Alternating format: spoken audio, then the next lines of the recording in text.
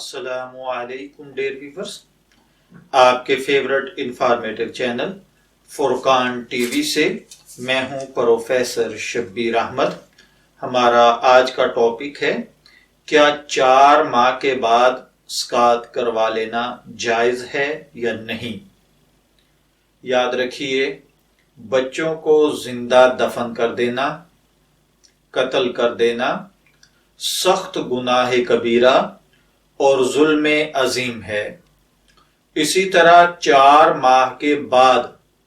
کسی حمل کو گرانا بھی اسی حکم میں آتا ہے، کیونکہ چوتھے مہینے میں حمل میں روح پڑ جاتی ہے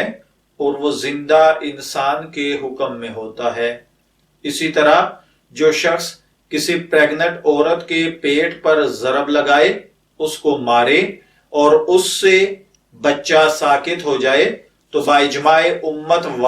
مارنے والے پر اس کی دیت میں غرہ یعنی ایک غلام یا اس کی قیمت واجب ہوتی ہے، اور بطن سے باہر آنے کے وقت اگر وہ زندہ تھا پھر مر گیا تو پوری دیت بڑے آدمی کے برابر واجب ہوتی ہے، اور 4 ماہ سے پہلے اسقاط حمل بھی بدون اضطراری حالت کے حرام ہے۔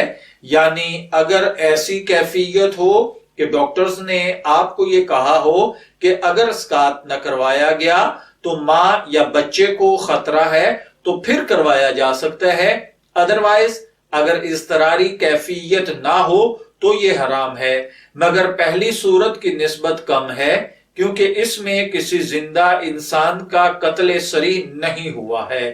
میں دعا گو ہوں کہ اللہ تعالی ہمیں ان باتوں کو سمجھ کر ان کے مطابق زندگی گزارنے کی توفیق عطا فرمائے۔ اجازت چاہیں گے، پھر ملیں گے کسی نئے ٹاپک کے ساتھ، تب تک کے لیے اللہ حافظ۔